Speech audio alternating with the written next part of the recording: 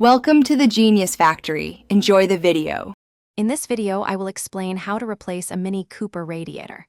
Before you begin, gather all necessary tools such as a 15mm wrench, a large drain pan, and a new radiator.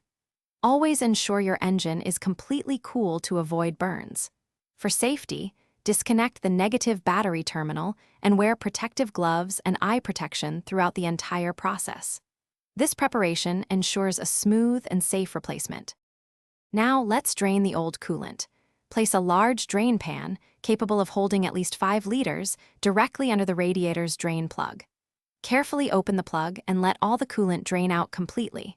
Once drained, disconnect both the upper and lower radiator hoses. These are usually secured with clamps.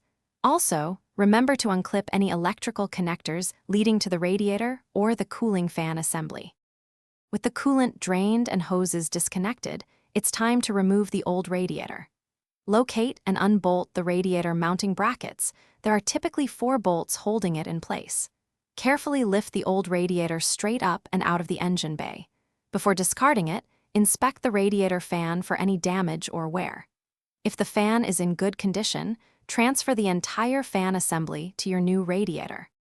Finally, let's install the new radiator. Carefully lower the new radiator into its designated mounting position, ensuring it sits correctly.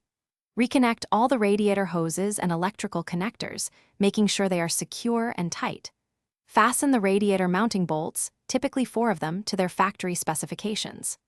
Lastly, refill the cooling system with the correct type and amount of coolant, usually around 5 to 6 liters, and bleed any air. Thanks for watching. If you found this helpful, don't forget to like and subscribe.